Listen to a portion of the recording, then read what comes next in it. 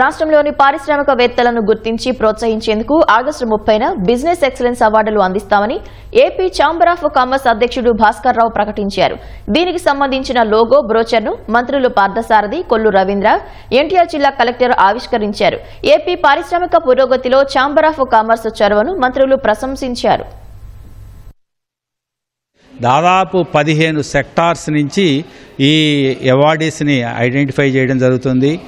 Very professional and transparent అప్రోచ్లో అన్బయాస్డ్గా దీనికి ఒక క్రైటీరియాని అడాప్ట్ చేయటం, నామినేషన్స్ ఇన్వైట్ చేయటం, స్క్రూటినీ అయిన తర్వాత very high level unbiased professional జ్యూరీని అపాయింట్మెంట్ చేయడం జరిగింది. ఎకనమిక్ కంట్రిబ్యూషన్కి, ఆ సెక్టార్కి చేసిన కంట్రిబ్యూషన్కి మనం రికగ్నైజ్ చేసి రివార్డ్ చేసి మొత్తం స్టేట్లో మళ్ళీ రెజ్యూమినేట్ చేయటం, ఎంటర్ప్రెన్యూర్స్ని మోటివేట్ చేయటం, ఇది చూసి కొత్త ఎంటర్ప్రెన్యూర్స్ కూడా ముందుకు వచ్చి ఇన్వెస్ట్మెంట్స్కి వస్తారని చెప్పి మా ప్రయత్నాలుగా చేస్తున్నాం. సో 30 జూలై లోపు ఈ కంపెనీస్ అన్ని నామినేషన్స్ అనేవి సమర్పించాల్సి ఉంటుంది. దానికి ఒక క్రైటీరియా అది కూడా ఇచ్చేయటం జరిగింది. అదంతా గూగుల్ ఫామ్స్గా మేము సర్క్యులేట్ చేస్తూ ఉన్నాము. ఈ స్టేట్లో ఉన్న అన్ని కంపెనీలు, అది ఇక్కడ ఆపరేషన్స్ ఉన్నా, రిజిస్టర్డ్ ఆఫీస్ ఉన్నా వాళ్ళందరూ ఎలిజిబుల్.